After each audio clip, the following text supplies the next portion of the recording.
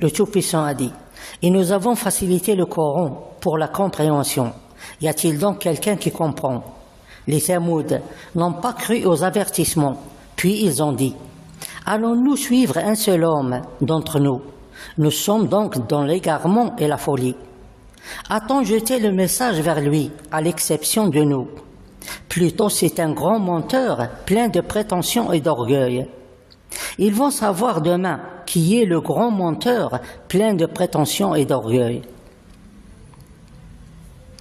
Si Dieu Tout-Puissant, l'homme messager, est au plus un messager pour les gens, et le faux Seigneur dans le ciel est le réalisateur du message qui le jette afin de le transmettre aux gens, alors dans ce cas, ils ont tout à fait raison, les orgueilleux, quand ils ont refusé de croire au message, puisque le message doit être descendu sur quelqu'un qui est capable de le comprendre et bien le transmettre à tous les gens.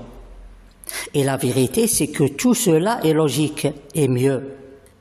Car si le faux Seigneur qui est dans le ciel a jeté son message vers un spirituel, parmi les spirituels hypocrites, qui possèdent une connaissance et une force et une grande maîtrise de son corps spirituel, ou vers un scientifique, parmi les scientifiques trompeurs, qui possèdent une science et un matériel pour comprendre et voir ce qu'il y a dans le ciel, ou un dirigeant, parmi les dirigeants tyranniques, qui maîtrise l'art de la parole et capable de bien contrôler les peuples.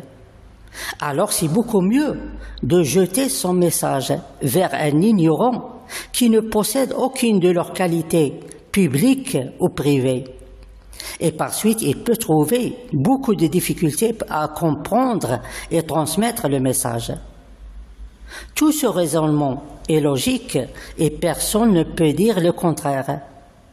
Alors pourquoi le faux Seigneur du ciel a décidé autrement? La réponse est une vérité, donc elle est claire et simple.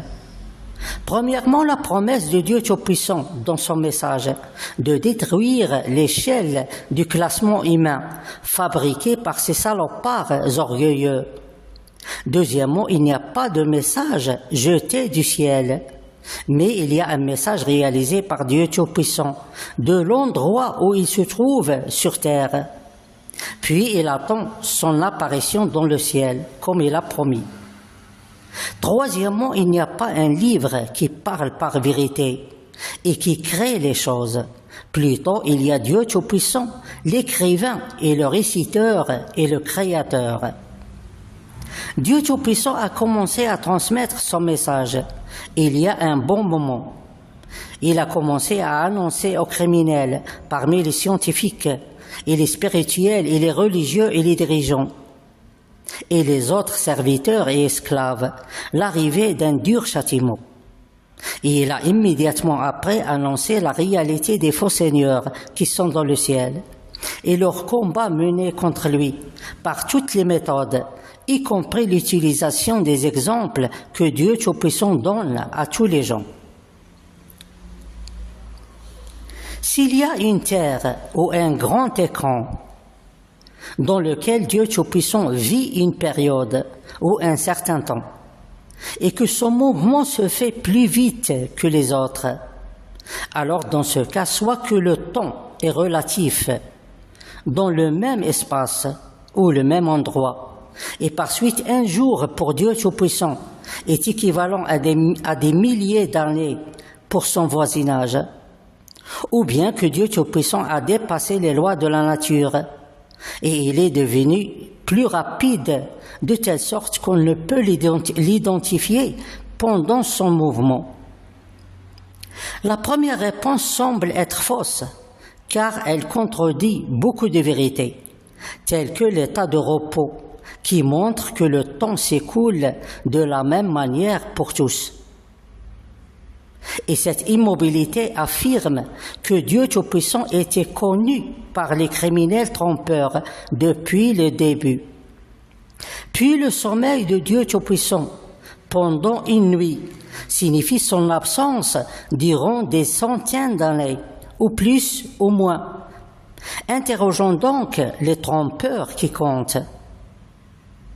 Et tout cela n'est pas logique et n'a aucun sens, sauf peut-être confirmer que Dieu Tout-Puissant était inconnu et il n'a jamais été combattu, et par suite, tous les criminels sont des innocents. Par contre, la deuxième réponse doit être vue comme une réponse logique et acceptable du fait que Dieu Tout-Puissant, et même s'il est un homme et un messager, mais il s'agit de Dieu qui est capable et qui possède la force tout entière. Et on a annoncé dans ce message que la promesse de Dieu apparaît dans le ciel, c'est-à-dire qu'il y a certains événements du futur qui apparaissent dans le ciel et qui peuvent devenir une réalité sur le plan réel, ou bien autre chose. On découvrira tout ceci dans le grand écran. Les exemples que Dieu Tout-Puissant donne aux gens, et même s'ils sont des exemples et des pièges pour les criminels et les trompeurs, mais ils demandent des éclaircissements. Ce n'est pas une réponse à la demande du faux Seigneur et ses serviteurs, mais une explication et une guidée pour tous les gens, et aussi pour découvrir la définition exacte de l'exemple créé, et celle du monde spirituel, et celle du monde scientifique, ou le monde écran. Comme il est important que Dieu Tout-Puissant donne plus de détails en ce qui concerne sa pensée créée, et qui peut voyager dans l'espace et dans le temps aussi.